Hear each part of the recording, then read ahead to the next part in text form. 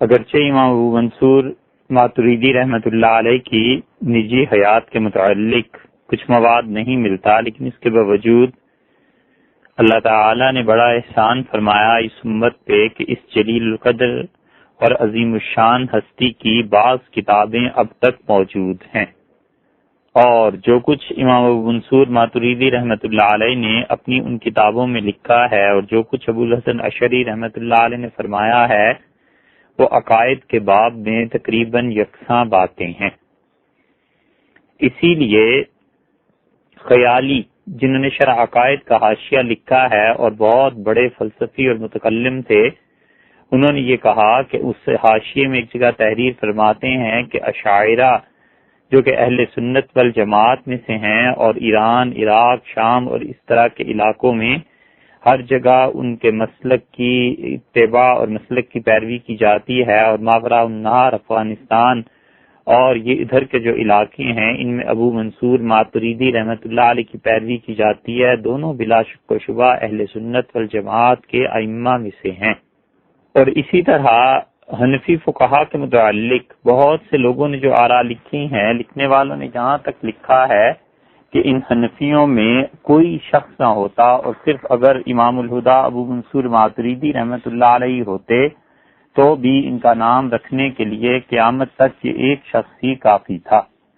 اور ابو الحسن اشعری رحمۃ اللہ علیہ اور ابو منصور ماتریدی رحمۃ اللہ علیہ کی نہج ان کی کتابوں کو دیکھنے سے اندازہ ہوتا ہے کہ ایک ہی ہے، اور وہ یہ ہے کہ سب سے پہلے وہ اللہ کی کتاب میں دیکھتے ہیں کہ کیا عقیدہ ہے، اس کے بعد حضور اقدس صلی اللہ علیہ وسلم کی احادیث اور سنن مبارکہ کو دیکھتے ہیں، اور اس کے بعد وہ جماعت کو دیکھتے ہیں، یعنی صحابہ کرام رضی اللہ عنہم کا طریقہ اور عقیدہ کیا تھا، اور اس کے بعد وہ اس پہ اجتہاد کی بات کرتے ہیں۔ اور امام الہدا ابو منصور ماتریدی رحمۃ اللہ علیہ نے یہ جب کچھ بھی حاصل کیا وہ ابو النصر سے، اور ابو النصر جو تھے وہ ابو بکر جوزجانی کے شاگرد تھے، اور وہ اور ابو سلیمان جوزجانی آپس میں دوست تھے، اور ابو سلیمان جوزجانی نے امام محمد رحمۃ اللہ علیہ سے اور انہوں نے امام ابو حنیفہ رحمۃ اللہ علیہ سے علم حاصل کیا تھا۔ اس لیے بعض چیزیں ایسی ہیں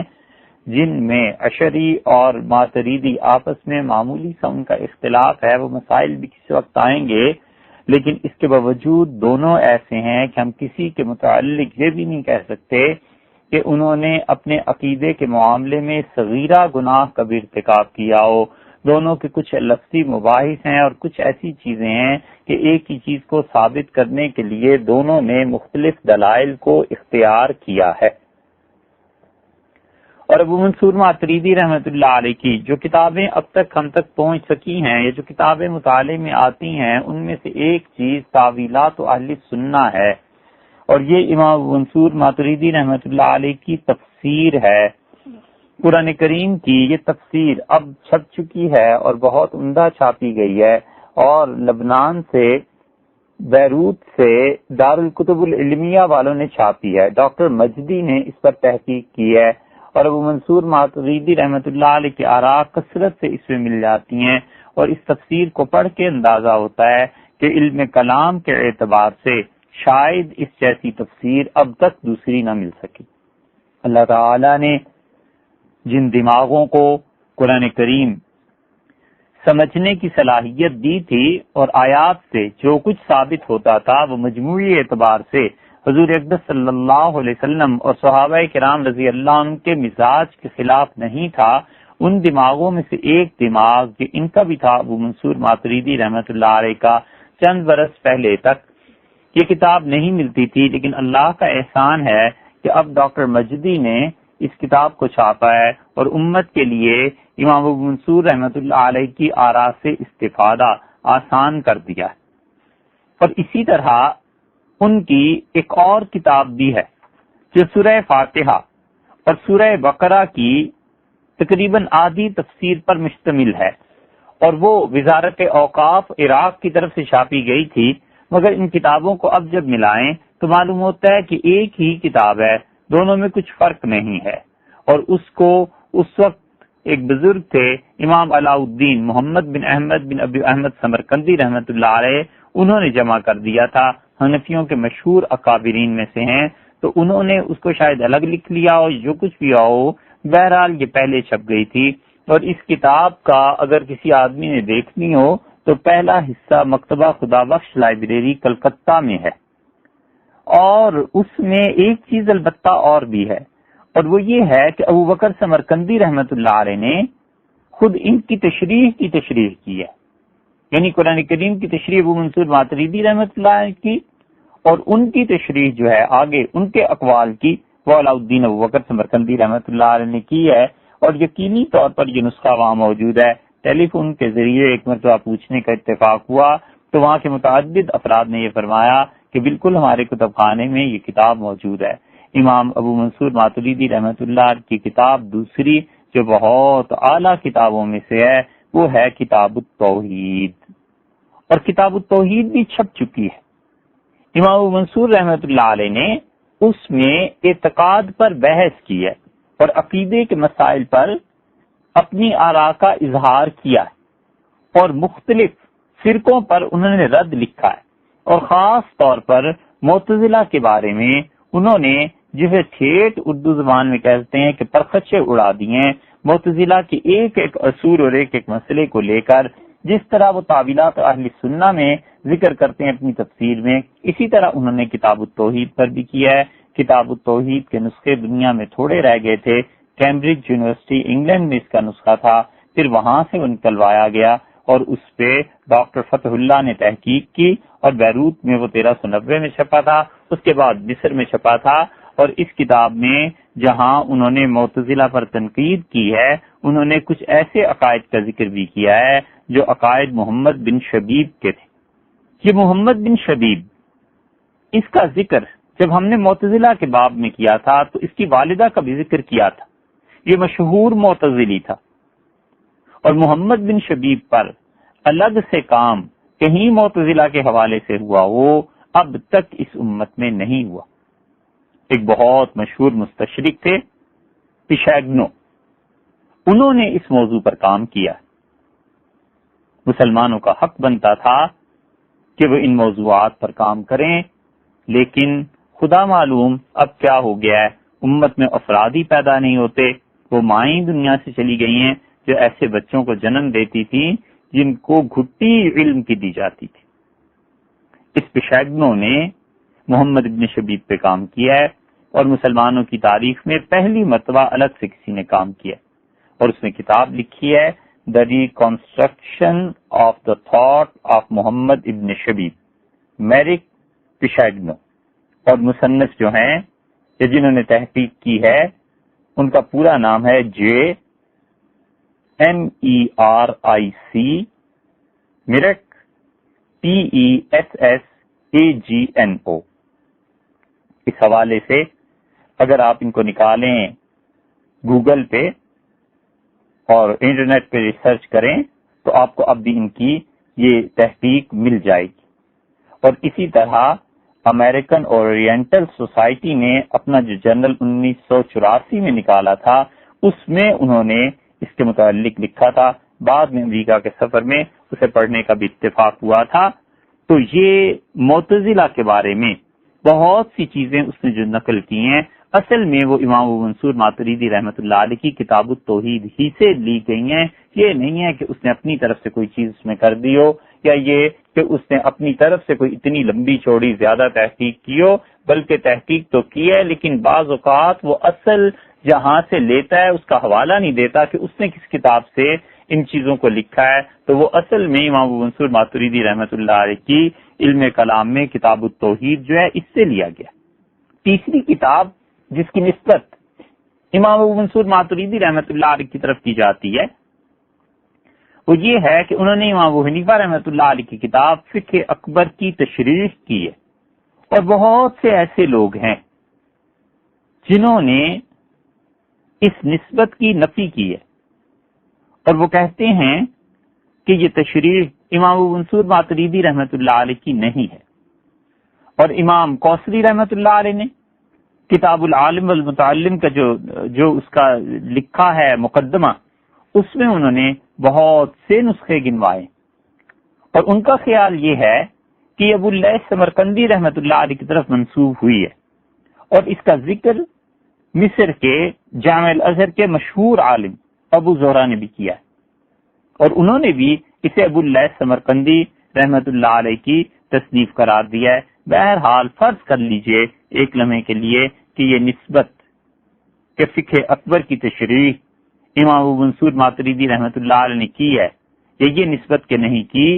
لیکن جب اس کتاب کو پڑھیں تو اندازہ ہو جاتا ہے کہ کسی نے بھی کیا ہے، چاہے ابو اللہ سمرقندی ہیں یا امام ابو منصور ماتریدی ہیں رحمہم اللہ، ٹھیک انہوں نے اسی عقیدے کو اپنایا اور لکھا ہے جو سلف صالحین سے چلا آتا تھا اور صحابہ کرام رضی اللہ عنہم سے چلا آتا تھا۔ اسی طرح ایک اور کتاب بھی ہے رسالۃ فی العقیدہ، اور امام سبکی رحمت اللہ علیہ نے اس کی شرح لکھی ہے السیف المشہور فی شرح عقیدت ابی منصور رحمہ اللہ، اس عنوان سے انہوں نے اس کی تشریح لکھی ہے، لیکن امام سبکی رحمت اللہ علیہ کو خود بھی شک ہے کہ یہ امام ماتریدی رحمت اللہ علیہ کا رسالہ ہے بھی یا نہیں ہے، اور پھر انہوں نے اس کو بھی کہا ہے کہ ان کے شاگردوں میں سے کسی کا یہ رسالہ ہے، بہرحال وہ ہو یا نہ ہو، لیکن اس کو بھی پڑھ کر دیکھ لیجئے، انہوں نے جو کچھ بھی اس میں عقائد کی تشریح کی ہے وہ وہی تشریح ہے جو یقینی طور پر صحابہ کرام رضی اللہ عنہم کا عقیدہ تھا اور تابعین اور تبع تابعین رحمہم اللہ کا عقیدہ تھا۔ اسی طرح امام ابو منصور ماتریدی رحمت اللہ علیہ نے معتزلہ کے وہم کے رد میں بھی ایک کتاب لکھی ہے، انہوں نے معتزلہ کے جو 5 اصول تھے ابو محمد باہلی نے اس کے رد میں لکھی ہے، کرامتیوں کے رد میں لکھی ہے، اور امامت کا جو نظریہ پایا جاتا ہے اس کے رد میں بھی امام ابو منصور ماتریدی رحمت اللہ نے کتاب لکھی ہے۔ یہ الگ بات ہے کہ اب یہ کتابیں دنیا میں ناپید ہیں اور اب وہ لوگ بھی نہیں رہے جو اتنی گہری تحقیق کر کے کتابوں کو چھپے ہوئے خزانوں سے نکال کے اور امت کے سامنے رکھا کرتے تھے، اور علمی روایات کی پاسداری کا ایک سلسلہ قائم تھا۔ اصول فقہ میں بھی امام ابو منصور رحمت اللہ علیہ نے کتابیں لکھی ہیں، مآخذ الشرائع یہ ان کی کتاب ہے، اور انہوں نے اس میں اصول فقہ پر بحث کی ہے۔ اور پھر ماتریدی حضرات جو تھے امام ابو منصور رحمت اللہ علیہ کے بعد، جنہوں نے اس عقیدے کو امت تک پہنچایا اور جنہوں نے اس پہ کام کیا ہے، ان میں ایک امام بزدوی رحمت اللہ علیہ تھے، ابو الیسر محمد بن محمد بزدوی، اب تک مشہور ہیں اور ان کی کتابیں پڑھی اور پڑھائی جاتی ہیں۔ 421 ہجری کی یہ شخصیت ہے، ان کی پیدائش 421 میں ہوئی تھی، اور ان کے دادا حضرت ابو منصور ماتریدی رحمت اللہ علیہ کے شاگرد تھے۔ اسی طرح ابو المعین نصفی ہیں، جیہون اور سمرقند کے درمیان ایک بہت بڑا قصبہ پایا جاتا تھا نصف، معلوم نہیں اب ہے یا نہیں۔ امام ابو معین رحمت اللہ علیہ وہاں کے تھے، 438 ہجری میں ان کی پیدائش ہوئی ہے، اور ابو معین نصفی رحمت اللہ علیہ نے بھی عقیدے پر کام کیا ہے اور وہی کچھ لکھا ہے جو حضرت نے لکھا تھا۔ اور پھر اس کے بعد ایک اور بہت بڑے فقیہ ہیں نجم الدین عمر النصفی، اور بہت کتابیں انہوں نے لکھی ہیں۔ امام نصفی رحمت اللہ علیہ کے نام سے یہ جو مشہور ہے حنفی فقہا میں، اور مدارک کے نام سے جنہوں نے تفسیر لکھی ہے، یہ وہی شخصیت ہے۔ عمر بن محمد بن احمد نصفی سمرقندی تھے، ابو حفص رحمہ اللہ، 461 ہجری میں ان کی پیدائش ہوئی اور 537 میں ان کا انتقال ہوا، اور یہ کہا جاتا ہے ان کے بارے میں کہ صرف انسان ہی نہیں، جنات بھی ان سے فتویٰ لیتے تھے۔ مفتی الثقلین کے نام سے کئی جگہ اس عنوان سے ان کی شخصیت کا تذکرہ آپ کو ملے گا، اور کہتے ہیں کہ 100 کے قریب انہوں نے کتابیں لکھی تھی۔ صحیح بخاری کی شرح بھی انہوں نے لکھی تھی، اور قرآن کریم کی تفسیر بھی، خیر وہ تو اب مشہور ہے اور عام طور پہ تفسیر خازن کے حاشیے پر چھپی ہوئی ملتی ہے۔ القند فی علماء سمرقند، یہ بھی انہوں نے کتاب لکھی تھی اور اب چھپ بھی گئی ہے۔ اسی طرح نور الدین صابونی تھے رحمت اللہ علیہ، بخارا کے رہنے والے، اور یہ بھی امام ابو منصور ماتریدی رحمت اللہ علیہ ہی کے مسلک کو آگے بڑھانے والے تھے۔ اور اس سلسلے میں حنفیوں میں ایک کمال کی شخصیت ابن حمام رحمت اللہ علیہ کی تھی، محمد بن عبد الواحد، جنہوں نے ہدایاتی مشہور شرح فتح القدیر لکھی۔ 788 ہجری میں ان کی پیدائش ہوئی، اور 861 میں قاہرہ میں ان کا انتقال ہوا. بڑا علم اللہ نے انہیں دیا تھا، اور ان کی کتابیں پڑھیں تو اندازہ ہوتا ہے کہ یہ شخص ایسے درجے کے آدمی تھے جیسے تبع تابعین ہوا کرتے تھے اپنے علم میں پختہ. اتنا علم اللہ نے انہیں دیا تھا. اور انہوں نے بھی عقیدے میں جو چیزیں لکھی ہیں وہ وہی ہیں جو امام ابو منصور ماتریدی رحمۃ اللہ علیہ کی تھیں. اور پھر ملا علی قاری رحمۃ اللہ علیہ تھے. ملا علی قاری رحمۃ اللہ علیہ کا انتقال 1014 ہجری میں ہوا. وہ رہنے والے افغانستان ہرات کے تھے، اور اس کے بعد وہ ہجرت کر کے مکہ مکرمہ چلے گئے تھے، اور پھر وہیں انہوں نے زندگی گزاری، اور بے شمار کتابیں انہوں نے لکھی، شاید 150 سے بھی زیادہ. مشکات کی شرح مرقات بار بار چھپی. قاضی ریاض رحمۃ اللہ علیہ کی کتاب الشفاء، اس کی شرح انہوں نے لکھی تھی، وہ بھی چھپی ہوئی. اور ان میں خاص چیز یہ تھی کہ احناف میں سے وہ شیخ الاسلام ابن تیمیہ رحمۃ اللہ علیہ اور ابن قیم رحمۃ اللہ علیہ کی بڑی قدر کرنے والے آدمی تھے. ان پر جو بھی الزامات لگائے جاتے تھے یا لگائے جاتے تھے، ملا علی قاری رحمۃ اللہ علیہ نے ان کا بڑا دفاع کیا ہے. اور یہاں تک لکھا ہے کہ ابن قیم رحمۃ اللہ علیہ کی کتاب منازل السائرین جس شخص نے بھی پڑھی ہے اسے پڑھ کے پتا چلے گا کہ ابن تیمیہ اور ابن قیم رحمہ اللہ اہل سنت والجماعت کے ائمہ میں سے اور اس امت کے اولیاء کرام میں سے تھے. علی ھذا القیاس یہ 10ویں صدی کے بعد تو پھر آگے 4 صدیاں ہیں. جتنا بھی عقیدہ آیا ہے اتنے ان کے شاگردوں کا ذکر کرنے کا مقصد یہ ہے کہ یہ وہی عقیدہ ہے جو نبی کریم صلی اللہ علیہ وسلم چھوڑ کر گئے تھے اور نسل در نسل منتقل ہوتا رہا ہے. یعنی پہلے وہ صحابہ کرام رضی اللہ عنہم میں، پھر تابعین میں امام ابو حنیفہ رحمۃ اللہ علیہ، پھر تبع تابعین میں ان کے شاگرد امام ابو یوسف محمد رحمہ اللہ وغیرہ، اور پھر اس کے بعد ابو منصور ماتریدی رحمۃ اللہ علیہ. اس کے بعد صدی در صدی اب چلتے چلے جائیں. یہ 10ویں صدی تک یہ سارا عقیدہ انہی کا ہے، حتیٰ کہ فقہ اکبر کی شرح ملا علی قاری رحمۃ اللہ علیہ نے لکھی. اور یہ بہت صحیح عقیدہ ہے جو آخرت میں انشاءاللہ نجات دینے والا ہے. انشاءاللہ کا مطلب یہ نہیں ہے کہ اس میں کوئی شک ہے، بلکہ یقینی طور پر یہ چیز ہے جو نجات دینے والی ہے، اور یہ یقینی طور پر اللہ کی خوشی کا باعث بننے والی. اس لیے یہ ایک آدمی کا اگر عقیدہ ٹھیک ہے تو اسے اس صحیح عقیدے پر اللہ کی طرف سے ثواب ملتا ہے. شرک پر جب عذاب ملے گا تو ایمان پر ثواب کیوں نہیں ملے گا؟ آخر ایمان کوئی چیز ہے نا. اسی لیے تو اللہ بار بار کہتا ہے ان الذین آمنوا وعملوا الصالحات، جو لوگ ایمان لائے اور انہوں نے اچھے عمل کیے، ایمان لائے اچھے عمل کیے، ایمان لائے اچھے عمل کیے. تو ایمان کوئی چیز ہے تو یقیناً، اور یقیناً اللہ کے ہاں سے اس پہ ثواب ملے گا. یہ کیسے ممکن ہے کہ ایک شخص جو لا الہ الا اللہ کا اقرار کرتا ہے اور ایک شخص جو اللہ کے ساتھ شرک کرتا ہے، دونوں کے لیے ان 2 جملوں میں کوئی گناہ اور ثواب نہ ہو؟ ایمان پہ ثواب ملتا ہے، اور ایمان پہ اتنا ثواب ملتا ہے جو بڑے سے بڑے فرض عمل پر بھی نہیں ملتا. بڑے سے بڑا عملی فرض آپ دیکھیں، نماز آپ کہیں گے، حج کہیں گے، روزہ کہیں گے، زکوٰۃ کہیں گے، ان سب چیزوں پر جو ثواب اللہ کی طرف سے کسی بندے کو ملتا ہے، ثواب کا مطلب اللہ کا قرب، اللہ کے قریب ہونا. جتنا اللہ تعالیٰ اس پہ اپنے قریب کرتا ہے اور اپنی رضا اور خوشی سے نوازتا ہے، ان سب چیزوں سے کہیں زیادہ اللہ ایمان پر نوازتا ہے. اس لیے یہ لا الہ الا اللہ محض ایک جملہ نہیں. جس شخص کا بھی یہ عقیدہ ہے اسے اپنے اس عقیدے پر اللہ کا قرب نصیب ہوگا. اور یہ وہی عقیدہ ہے جو حضور اکبر صلی اللہ علیہ وسلم چھوڑ کر گئے تھے، اور صحابہ کرام رضی اللہ عنہم نے اسی عقیدے کو امت تک پہنچایا. اور ائمہ ہدی امام مالک، امام ابو حنیفہ اور شافعی اور احمد بن حنبل رحمۃ اللہ علیہ انہی عقائد کا دفاع اور تحفظ کرتے رہے. اور اس میدان میں سب سے پہلے جس شخص کی خدمات کا امت نے اعتراف کیا ہے وہ امام ابو حنیفہ رحمۃ اللہ علیہ تھے.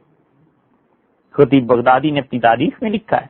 اور سند سے یہ بات لکھی ہے کہ امام صاحب رحمۃ اللہ نے فرمایا میں علم کلام میں مصروف تھا، یہاں تک کہ باطل فرقوں سے مناظرے کرتے کرتے میرا یہ حال ہو گیا کہ لوگوں کی انگلیاں میری طرف اٹھتی تھیں کہ کسی بھی گمراہ کے مقابلے میں اہل سنت والجماعت کے عقیدے پر بحث کرنی ہے تو اس شخص کو لے لو. اور انہوں نے کہا پھر مجھے میرے استاد حماد بن نبی سلیمان رحمۃ اللہ علیہ جب ملے تو میری ساری توجہ فقہ کی طرف لگ گئی، مگر نہ اس سے پہلے میں ہمیشہ عقیدے ہی پہ لوگوں سے بحث کرتا تھا اور صحیح عقیدے کی ان کو دعوت دیتا تھا۔ امام ابو حنیفہ رحمۃ اللہ علیہ کے ساتھ یہ ہونا ہی چاہیے تھا، اس لیے کہ حضور اقدس صلی اللہ علیہ وسلم کی ذات اقدس میں غرق تھے۔ تو جو رسول اللہ صلی اللہ علیہ وسلم کے ساتھ ہوا کہ 13 سال مکہ مکرمہ میں عقیدے کی دعوت دیتے رہے اور ہجرت کے بعد اعمال کی دعوت شروع ہوئی ہے، بالکل ایسے ہی امام ابو حنیفہ رحمۃ اللہ علیہ کی زندگی کا ابتدائی حصہ اللہ نے سنت کے مطابق کر دیا، اور یہاں تک کہ 20 سال تک وہ عقیدے ہی کی تشریح اور اسی کی تبلیغ اور اسی کی طرف دعوت میں مصروف رہیں۔ موفق نے لکھا ہے مناقب میں، ابو حفص صغیر رحمۃ اللہ علیہ کہتے تھے کہ ابو حنیفہ رحمۃ اللہ علیہ مسلسل لوگوں سے بحث کرتے رہے اور انہیں اللہ کی طرف سے ہی عقیدے کی دعوت دیتے رہے۔ اور زرنجری رحمۃ اللہ علیہ کہتے ہیں کہ ابو حنیفہ رحمۃ اللہ علیہ کا اپنا پورا ایک حلقہ تھا، جب وہ حماد بن ابی سلیمان رحمۃ اللہ علیہ سے ملے ہیں تو اس سے پہلے زمانے میں مشہور تھا، اور لوگ اشارے کرتے تھے کہ یہ وہ شخص ہے جو عقیدے کے بارے میں حضور اقدس صلی اللہ علیہ وسلم کے طریق کی طرف دعوت دیتا ہے۔ اور امام ابو حنیفہ رحمۃ اللہ علیہ فرماتے تھے میں 20 مرتبہ سے زیادہ بصرہ گیا ہوں، اور کبھی 1 سال ٹھہرا ہوں، کبھی اس سے کم کبھی زیادہ، اور میں نے وہاں جا کر خارجی جو سیدنا علی رضی اللہ عنہ کو برا بھلا کہتے تھے، معاذ اللہ ان کے نقائص بیان کرتے تھے، صوفیہ اور عباضیہ، اور ان لوگوں سے جا کر میں نے مباحث کی اور میں نے ان لوگوں کو دعوت دی کہ جو صحیح عقیدہ حضور اقدس صلی اللہ علیہ وسلم چھوڑ کے گئے ہیں اس کی طرف لوٹو، اس کی طرف آؤ اور امت میں تفرقہ نہ پیدا کرو۔ فتاوی بزازیہ کے مصنف قرضری رحمت اللہ علیہ، جن کا ذکر پہلے بھی گزر چکا ہے، انہوں نے اپنی سند سے یہ بات بیان کی کہ امام ابو حنیفہ، امام ابو یوسف، محمد، ظفر، حماد بن ابو حنیفہ، امام ابو حنیفہ رحمۃ اللہ کے صاحبزادے رحمہم اللہ، یہ سارے کے سارے لوگ اپنے زمانے میں لوگوں کے سامنے اہل سنت کا عقیدہ بیان کرتے رہے ہیں، وہم ائمۃ العلم، اور علم کے امام تھے یہ سارے لوگ۔ اور یہ ساری چیزیں بتاتی ہیں کہ امام ابو حنیفہ رحمۃ اللہ علیہ کس طرح، کس دکھ اور درد کے ساتھ امت کے سامنے عقیدہ صحیح پیش کرتے رہے تاکہ لوگوں کی عاقبت برباد نہ ہو، بغیر کسی لالچ کے، بغیر کسی عوض اور معاوضے کے، اور بغیر اجر کے، اور بغیر اس بات کی نیت کے کہ اللہ ہی جانتا ہے ان کے دل کی حالت، لیکن جو علم ہمیں ہے اس کے مطابق ہی بات کر سکتے ہیں نا۔ ہمیں یہی علم ہے کہ بغیر کسی بری نیت کے وہ محض اور محض لوگوں کو عاقبت کے عذاب سے بچانے کے لیے صحیح عقیدہ بیان کرتے رہے، اور یہ ان کے خلوص کی بہار ہے جو امت میں آئی ہوئی ہے، اور یہ ان لوگوں کے اللہ کے لیے محنت کرنے کا نتیجہ ہے کہ اب بھی اہل سنت والجماعت صحیح عقیدے پر قائم ہیں،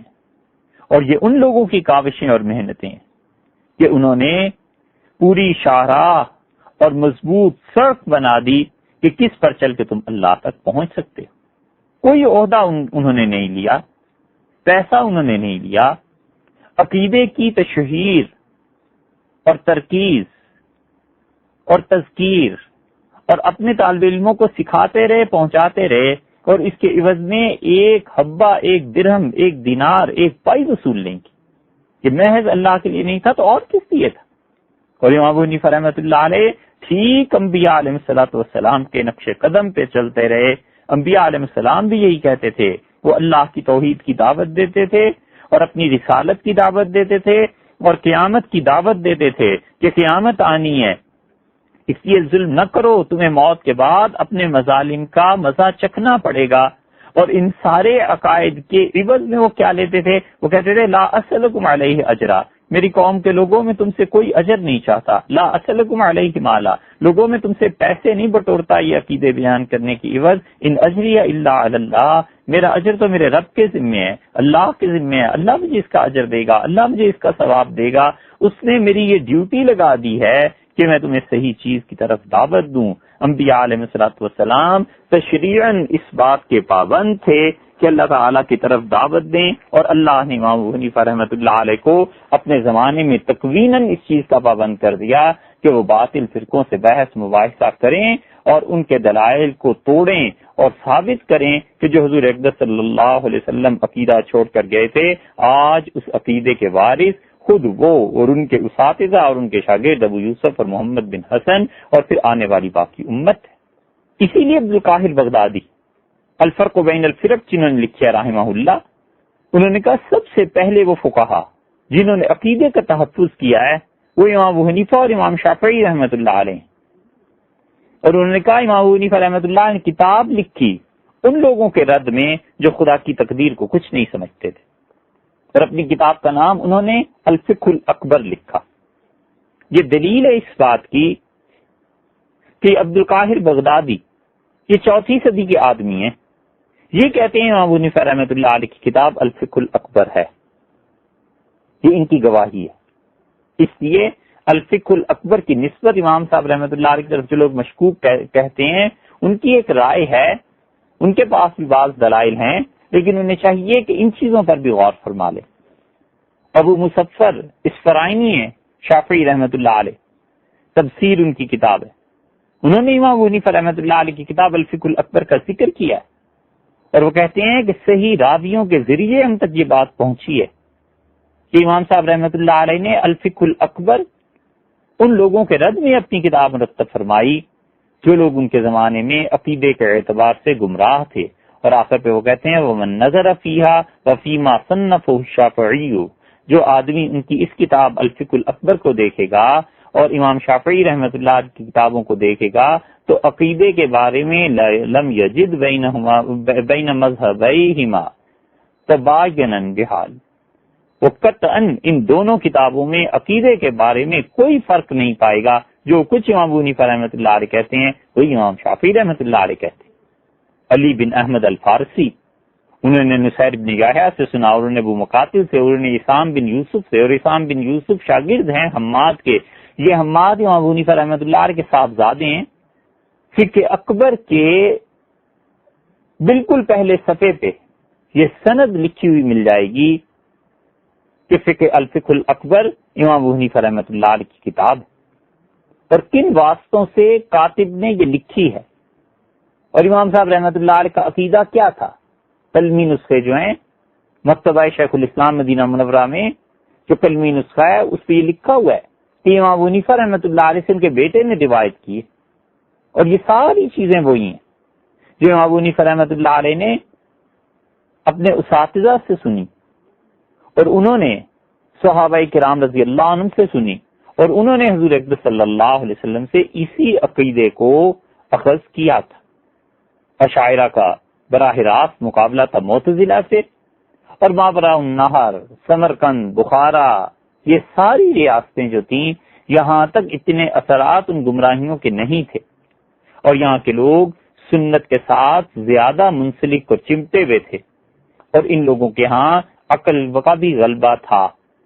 اور وہاں معتزلہ پر کچھ عقل کا زیادہ ہی غلبہ ہو گیا تھا، تو اس کے معتزلہ کے مقابلے میں اشاعرہ جب آئے ہیں تو انہوں نے عقل کو اچھی طرح رد کیا، جبکہ یہاں والوں نے کچھ عقل کی بات بھی درمیان میں رکھی، تو اس لیے یہ ماتریدیہ معتزلہ اور اشاعرہ کے درمیان ہے، اسی لیے یہ حنفی فقہ۔ اگر یہ آتی عراق سے تو اس کا رنگ کچھ اور ہوتا، اس میں حدیث کا غلبہ ہوتا، یہ آئی ہے سمرقند اور بخارا سے، اور یہاں پٹھان تھے، ان میں عقلیات کا غلبہ تھا، تو اس لیے بہت جگہ پر اس میں عقلیات کی کار فرمائی نظر آتی ہے، اور بہت اچھی بات ہے، وہ ایسی چیز نہیں ہے کہ معاذ اللہ ہم جیسے جاہل اس پہ کوئی تنقید کر رہے ہوں، بلکہ وہ ان چیزوں میں سے ہے جن چیزوں کی وجہ سے حنفیت میں شگفتگی اور تازگی ہے کہ یہ اجتہاد آج بھی کام آ رہا ہے، اور دنیا میں 2 فقہیں ایسی ہیں جن پر آج بھی دنیا کا کوئی ملک اپنا قانون مرتب کر سکتا ہے، ایک فقہ مالکی اور دوسری فقہ حنفی، کیونکہ ان دونوں نے برس تک صدیوں حکمرانی کی ہے، تو ان میں نئے ہر صدی کے اجتہاد شامل ہوتے رہے، جتنا جتنا زمانہ بدلتا گیا، حکومت کی ریکوائرمنٹس بدلتی گئیں، سیاسی اعتبار سے، حالات کے اعتبار سے، موسم کے اعتبار سے، یہ سب چیزیں اثر انداز ہوئی نا، تو اجتہاد کی ضرورت تھی۔ مالکیوں کے پاس حکومت تھی اسپین کی، اور 800 برس میں مسلسل اجتہاد نے اس فقہ کو جلا بخشی، اور حنفیوں کے ہاں یہ اس فقہ کا غلبہ رہا ہے ابتدا سے لے کر 1920 تک، تو یہ تو 1100-1200 برس تو یہ حنفی فقہ رہی ہے، اس لیے ان میں بھی مسلسل اجتہاد رہا ہے، تو ہر زمانے کے نئے مسائل کا حل ان دونوں کے ہاں مل جائے گا۔ اس کی مثال ایسے سمجھ لیں جیسے اب کچھ عرصے سے امام احمد ابن حنبل رحمۃ اللہ علیہ کے مسلک کے جو پیروکار ہیں ان کی حکومت سعودیہ میں ہے، تو وہاں بھی اب جو نئے مسائل پیش آتے ہیں وہاں کے علماء کرام رحمہم اللہ وہ اجتہاد کرتے ہیں، تو یہی 200-400 سال اگر چلتی رہے تو حنبلی فقہ میں یہ قوت پیدا ہو جائے گی کہ وہ جدید سے جدید مسائل کا حل زمانے کے سامنے رکھ سکے۔ تو اس لیے ماوراء النہر میں جب یہ مباحث پہنچی تو وہاں امام الہدا ابو منصور محمد بن محمود ماتریدی رحمۃ اللہ علیہ حیات تھے، اور انہوں نے اس میں فیصلہ کن دلائل دیے اور فیصلہ کن چیزیں کی، اور پھر انہوں نے التاویلات، یہ جو قرآن کریم کی تفسیر لکھی ہے، ایسی کتاب ہے کہ علم کلام میں اب تک امت میں ایسی کتاب دوسری دیکھنے کو نہیں آئی۔ یہ تو اگر کوئی پڑھے تو پھر اندازہ ہوتا ہے کہ اللہ نے کتنا کام ان سے لیا ہے اور کس طرح وہ باطل فرقوں کا رد کرتے ہیں۔ علامہ قاسم جن کا انتقال 332 ہجری میں ہوا ہے، انہوں نے اپنی کتاب میں امام ابو منصور رحمۃ اللہ علیہ کی کتابوں کا ذکر کیا۔ یہ تو تھی 3 شخصیات، ایک امام ابو حنیفہ رحمۃ اللہ علیہ، اور دوسرے امام ابو الحسن اشعری رحمۃ اللہ علیہ جن کا انتقال 330 ہجری میں ہوا، اور تیسرے ابو منصور ماتریدی رحمۃ اللہ علیہ جن کا انتقال 333 ہجری میں ہوا، اور چوتھی شخصیت جو عقیدے کے بارے میں اس زمانے میں بالکل واضح، صاف، نکھری ہوئی اور نمایاں نظر آتی ہے، وہ چوتھی ہستی امام طحاوی رحمۃ اللہ علیہ کی ہے۔ امام ابو جعفر الطحاوی رحمۃ اللہ علیہ نے عقیدے پر کتاب لکھی، اور وہ کتاب اس دور سے لے کر اب تک حنفیوں کے ہاں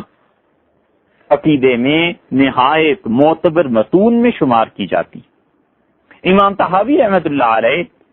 ان کا نام تھا احمد بن محمد بن سلامہ، ازدی قبیلے سے تعلق رکھتے تھے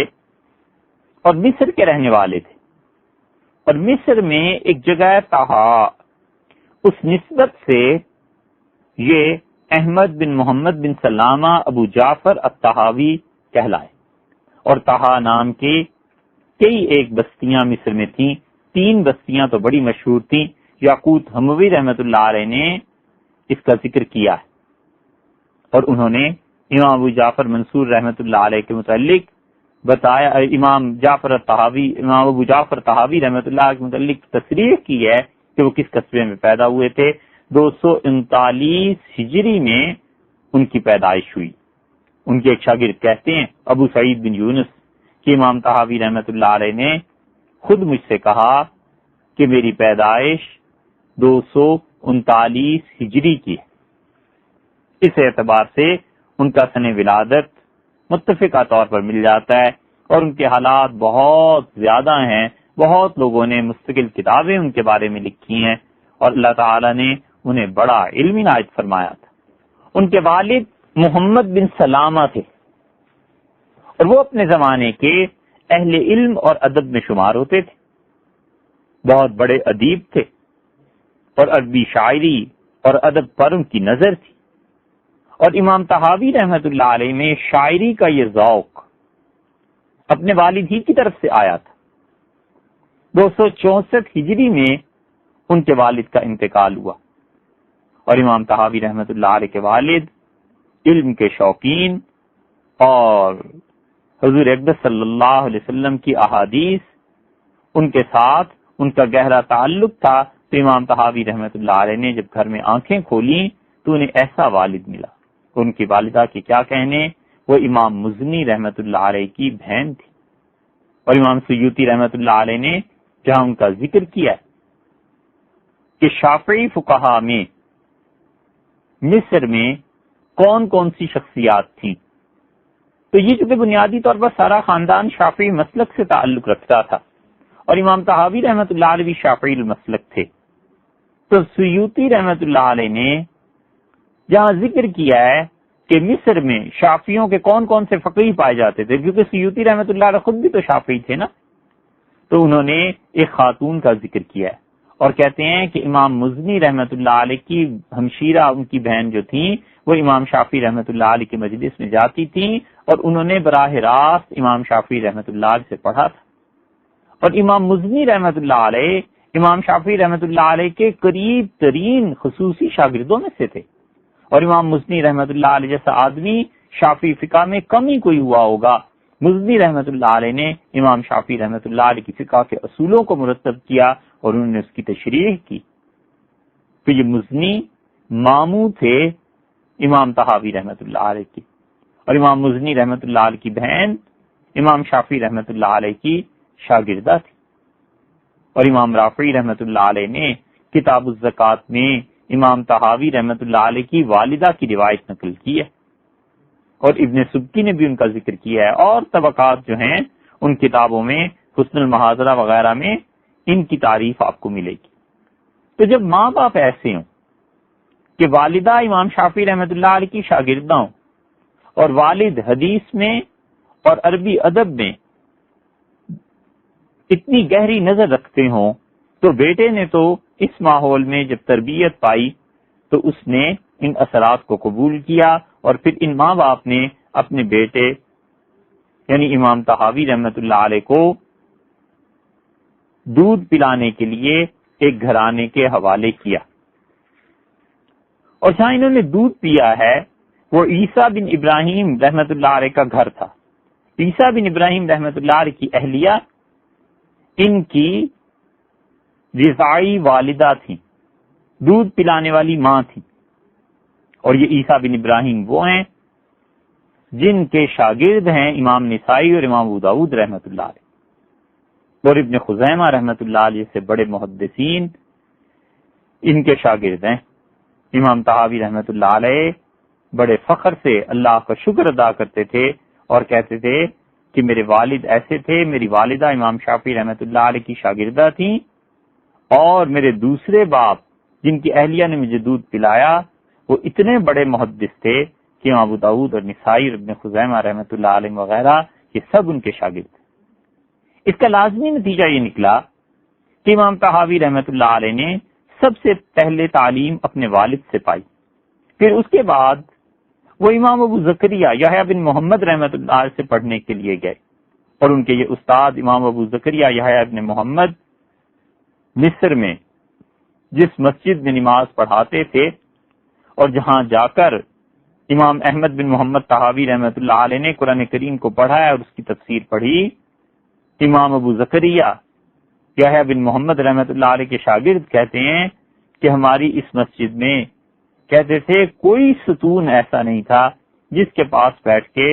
ابو زکریا رحمت اللہ علیہ نے قرآن کریم نہ پڑھا۔ مسجد کا گویا چپا چپا اس بات کی گواہی دینے کو اللہ کے ہاں تیار تھا کہ اس شخص کا ابو زکریا رحمت اللہ علیہ کا قرآن کریم کے ساتھ کیسا تعلق تھا۔ تو دوسرے ان کے استاد وہ تھے۔ پھر یہ علم کے لیے مصر سے نکلے اور جگہوں پر گئے، اور 20 برس سے کم عمر میں امام طحاوی رحمت اللہ علیہ کا حال یہ تھا کہ اپنی تعلیم مکمل کر کے آئے اور فتویٰ دینے کے اہل تھے، اور ابھی ان کی عمر 20 سال نہیں تھی، اور پھر انہوں نے اپنے آبائی مسلک یعنی امام شافعی رحمت اللہ علیہ کی پیروی کو ترک کیا اور حنفی فقہ کو اپنا لیا۔ کوئی ایسی بڑی بات نہیں تھی، اللہ کی رضا امام شافعی رحمت اللہ علیہ کے پیروکاروں کے ساتھ بھی تھی اور ہے، اور خدا کی خوشی اور قیامت کی نجات اور جنت جو آخری حصول ہے، مطمع نظر ہے اور آخری منزل ہے، وہ امام ابو حنیفہ رحمت اللہ علیہ کے پیروکاروں کو بھی ویسے ہی حاصل ہے جیسے اور ائمہ کے متبعین کو۔ لیکن علمی اعتبار سے انہوں نے اپنے مسلک کو چھوڑا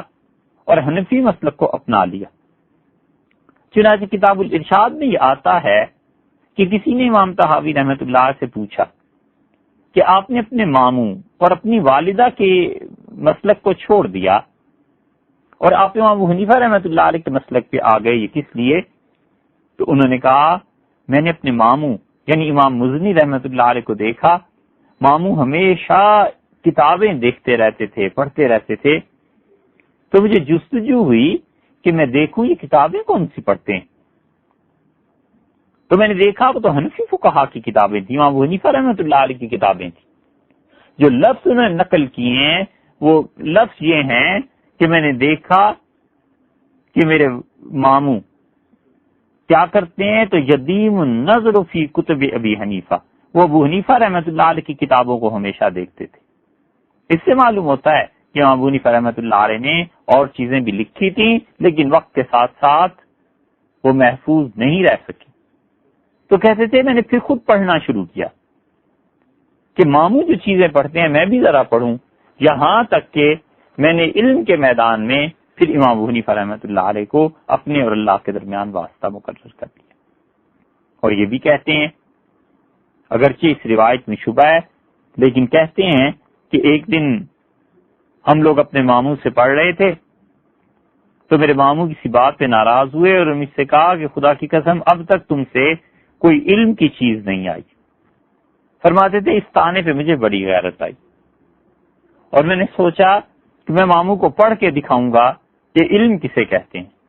اور پھر فرماتے تھے کہ اللہ تعالیٰ رحم کرے میرے ماموں مزنی رحمت اللہ علیہ پہ، اگر وہ زندہ ہوتے اور آج علم میں میرا مقام دیکھتے تو جو انہوں نے قسم کھائی تھی نا اس قسم کا کفارہ انہیں دینا پڑتا. کوئی بھی صورت ہو، بہرحال انہوں نے امام ابو حنیفہ رحمۃ اللہ علیہ کے مسلک کو اپنایا اور شام گئے، وہاں سے انہوں نے علم حاصل کیا. وہاں کے قاضی القضات تھے ابو حازم عبد الحمید ابن جعفر، انہوں نے ان سے علم حاصل کیا. پھر بیت المقدس، غزہ، اسقلان،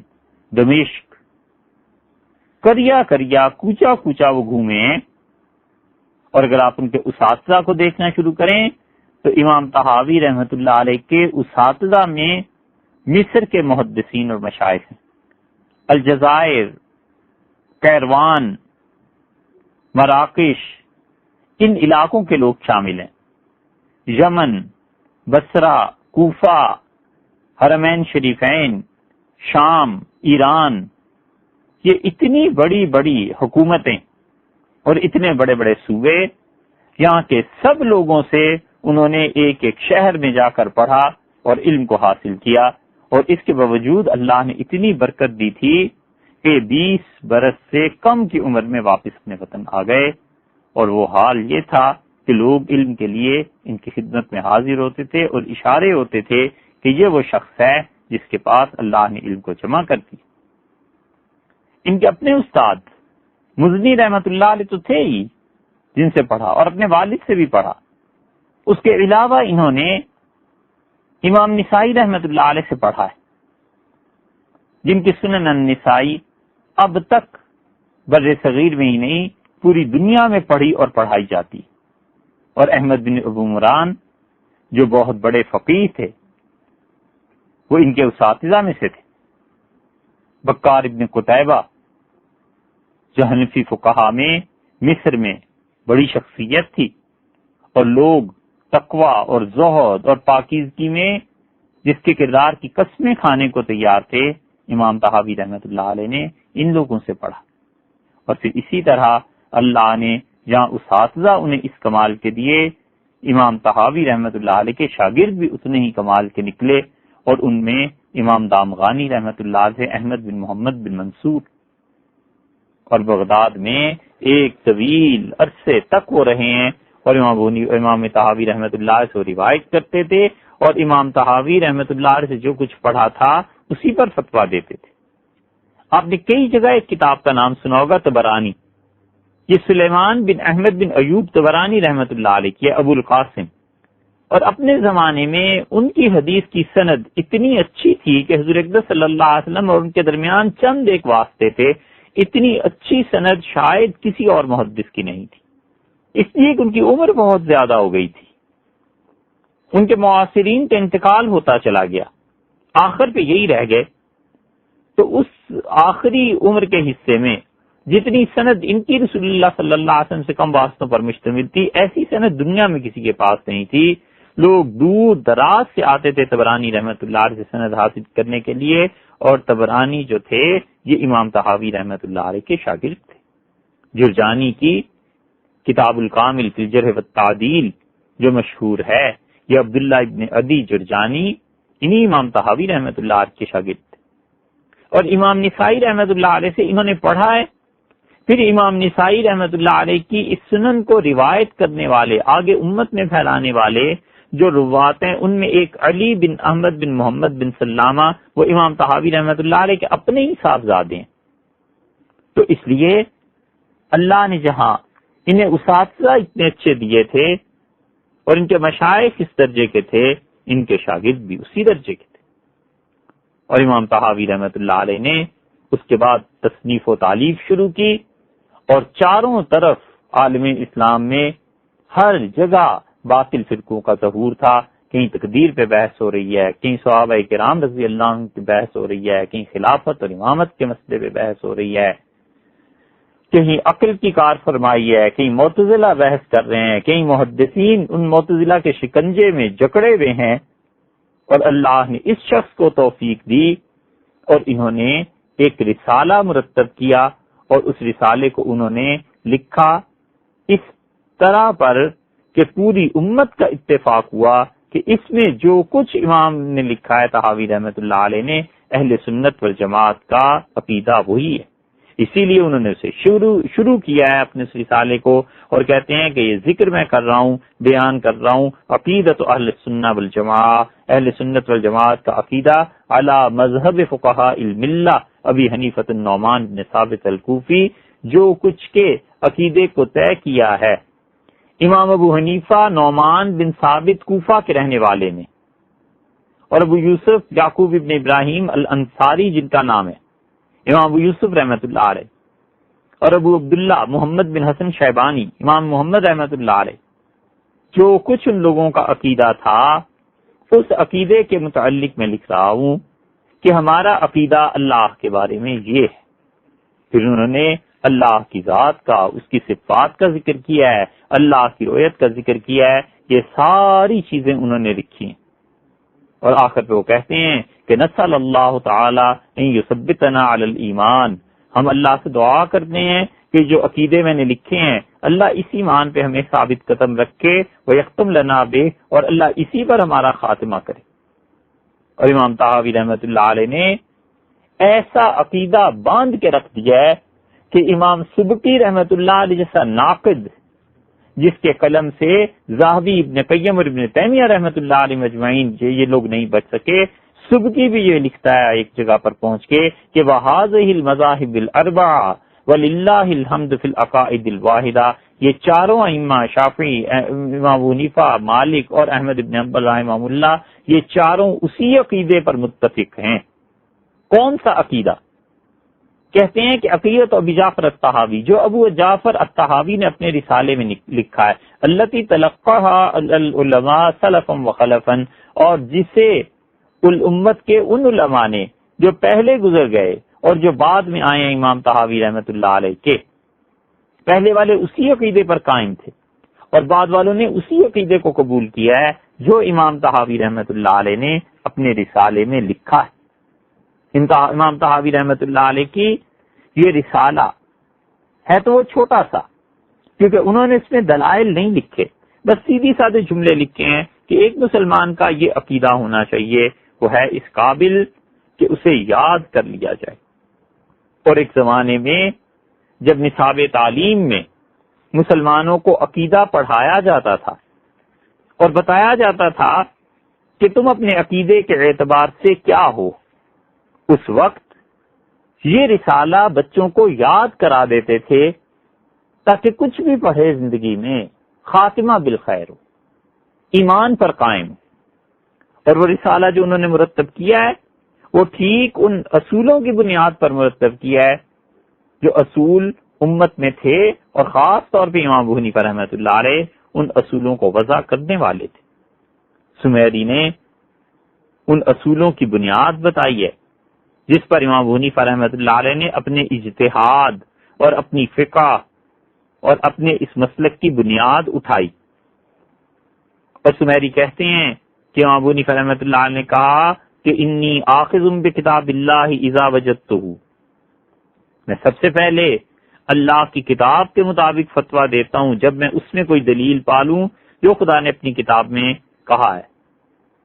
اور جو چیز اس میں نہیں ملتی مجھے اخذت بسنت رسول اللہ صلی اللہ علیہ وسلم، تو میں رسول اللہ صلی اللہ علیہ وسلم کی سنت کی طرف رجوع کرتا ہوں اور سنت کے مطابق فتویٰ دیتا ہوں، اور سنت کے ساتھ ساتھ والآثار الصحاح عنہ التی فشت فی ایدی الثقات عن الثقات، اور میں ان چیزوں کو، ان فیصلوں کو ترجیح دیتا ہوں جو رسول اللہ صلی اللہ علیہ وسلم نے کیے ہیں اور ان سے نقل کرنے والے آدمی سچے تھے، پھر ان سچوں سے ان کے بعد ان کے شاگرد جو سچے تھے ان سچوں سے سچوں نے نقل کیا ہے، میں اسی بات پر قائم ہوں۔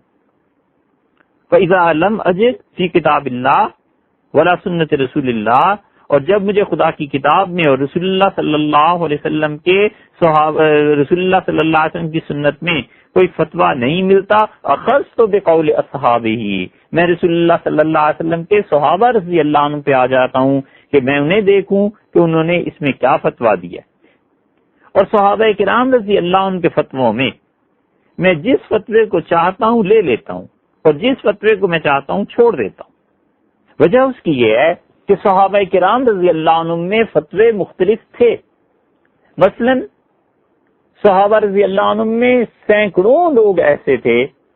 جو وضو میں پاؤں کو 3 مرتبہ دھوتے تھے، اسی پہ فتویٰ تھا، آج بھی اسی پہ مسلمان عمل کرتے ہیں سب کے سب۔ اور حضرت عبداللہ ابن عمر رضی اللہ عنہ اپنے پاؤں 7 مرتبہ دھوتے تھے۔ اب ہم کہتے ہیں کہ وہ کیوں 7 مرتبہ دھوتے تھے؟ اس لیے 7 مرتبہ دھوتے تھے کہ ورع اور تقویٰ تھا، یہ خیال رہتا تھا کہ کہیں ایسے نہ ہو پاؤں میں کوئی چیز رہ جائے اور وضو نہ ہو، کوئی گندگی لگی بھی ہو، ننگے پاؤں چلنے کا بھی تو رواج تھا نا، تو ایسے نہ ہو نماز میں کچھ فرق پڑ جائے، وضو ہی نہ ہو تو نماز بھی نہیں ہوگی۔ تو اب ان کا یہ فعل ان کے تقویٰ پر مشتمل تھا، ظاہر ہے اس پہ تو کوئی نہیں فتویٰ دے سکتا۔ سینکڑوں نہیں ہزاروں چیزیں صحابہ کرام رضی اللہ عنہم کے ہاں ہیں کہ صحابہ رضی اللہ عنہ نے ان پہ عمل کیا اور دوسرے صحابی رضی اللہ عنہ نے عمل نہیں کیا۔ یہ ہے وہ چیز جو امام ابو حنیفہ رحمۃ اللہ علیہ نے کہی، اور وہی کہہ سکتے تھے بھائی، اور کوئی نہیں کہہ سکتا۔ ایک آدمی آج بھی اٹھ کے کہے کہ میں خدا کی کتاب اور سنت کو دیکھتا ہوں اور اس کے بعد میں صحابہ رضی اللہ عنہ سے جس کو چاہوں لے لوں اور جس کو چاہوں رد کر دوں، اس سے کوئی پوچھے کہ تمہیں اتنا علم کہاں سے آیا اور تمہارا مرتبہ کہاں سے ایسا علم کا پہنچ گیا کہ تم صحابہ کرام رضی اللہ عنہ کے اقوال کو پرکھ سکو کہ کون سا فتویٰ ایسا ہے جو ورع اور تقویٰ پر ہے اور امت میں اس سے فتویٰ نہیں دیا جا سکتا، اور کون سا فتویٰ ایسا ہے جو سہولت پر مبنی ہے اور امت کو اس زمانے میں فتویٰ دیا جا سکتا ہے۔ امام ابو حنیفہ رحمۃ اللہ علیہ اس لیے بھی کہہ سکتے تھے کہ وہ تابعین میں سے تھے، وہ اس لیے بھی کہہ سکتے تھے کہ انہوں نے صحابہ کرام رضی اللہ عنہم کو دیکھا تھا، اور وہ اس لیے بھی کہہ سکتے تھے کہ ان کی تربیت تابعین نے کی تھی، بڑی شان کے آدمی تھے وہ، ان کے کیا کہنے۔ اور انہوں نے فرمایا کہ پھر ان صحابہ کرام رضی اللہ عنہم سے میں باہر نہیں جاتا، ہاں اتنی گنجائش ہوتی ہے کہ میں جس قول کو چاہوں لے لوں، جس قول کو چاہوں ان کے فتوے کو چھوڑ دوں، اور جب مجھے کتاب سنت اور صحابہ رضی اللہ عنہم میں کوئی فتوے کی بات نہیں ملتی تو پھر بات آ جاتی ہے ابراہیم نخعی کی، امام عامر الشعبی کی، حسن بصری کی، محمد ابن سیرین کی، سعید ابن مسیب رحمۃ اللہ علیہم کی، اور اس طبقے کی جو تابعین میں سے ہیں، اکابر ہیں رحمہم اللہ، قد اجتہدوا، اور میں دیکھتا ہوں کہ انہوں نے اجتہاد کیا یہاں پہنچ کے، تو فلیہ ان اجتہدوا کما اجتہدوا، تو پھر میں بھی ایسے ہی اجتہاد کرتا ہوں جیسے انہوں نے اجتہاد کیا ہے، پھر ہم برابر ہو جاتے ہیں اجتہاد کے اعتبار سے۔ اللہ کے یہاں درجے جس کے زیادہ ہیں اس کے کم ہیں، یہ الگ بحث ہے، لیکن صحابہ کرام رضی اللہ عنہ کی صحیح روایات جیسے ان تک پہنچی ان تک بھی پہنچی۔ اور سمیری نے حسن ابن صالح کے حوالے سے لکھا ہے اخبار ابی حنیفہ میں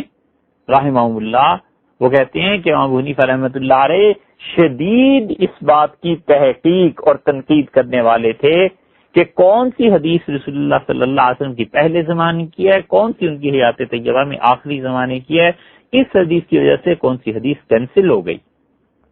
تو حدیث پہ عمل کرتے تھے۔ جب انہیں اطمینان ہو جاتا تھا کہ یہ حدیث منسوخ نہیں ہے اور رسول اللہ صلی اللہ علیہ وسلم پر کا عمل اس پر وفات تک رہا ہے، اور وہ کہتے تھے کہ اہل کوفہ حدیث کو جانتے ہیں اچھی طرح، اور امام صاحب رحمۃ اللہ علیہ یہ کہنے میں کچھ مبالغے سے کام نہیں لیا۔ بھئی کوفہ اور بغداد دونوں ایسی جگہیں ہیں کہ امام بخاری رحمۃ اللہ علیہ جیسا حافظ الحدیث جس کا حافظہ ضرب المثل تھا، وہ شخص کہتا تھا کہ مجھے نہیں پتا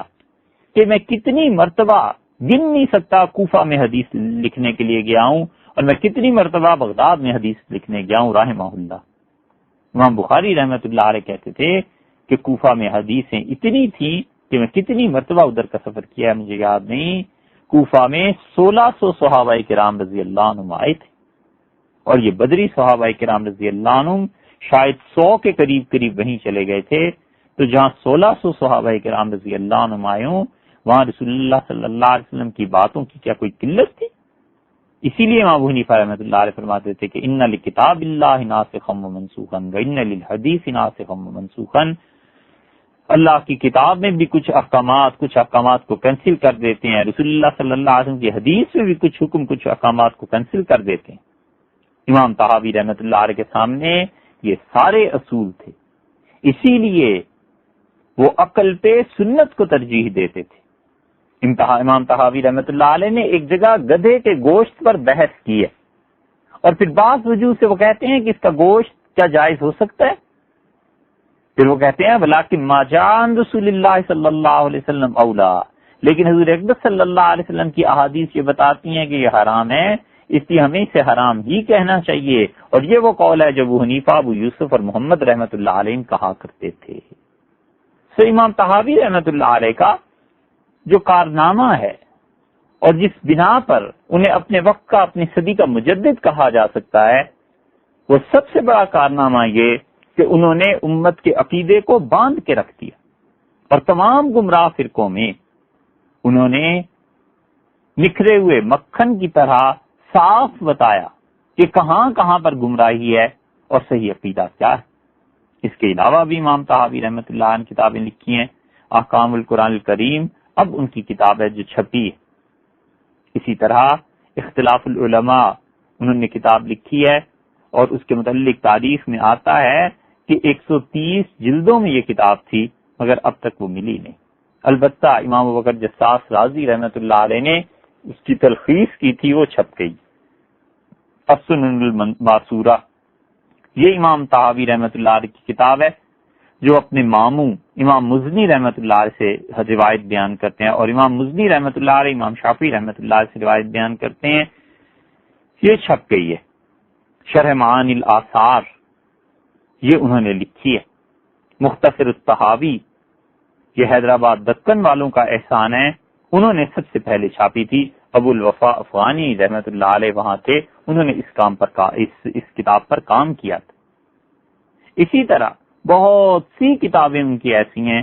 جو اب تک دستیاب نہیں ہو سکیں۔ حج قران کے بارے میں انہوں نے ایک کتاب لکھی تھی، اور امام نووی رحمۃ اللہ علیہ نے قاضی ایاز سے نقل کیا ہے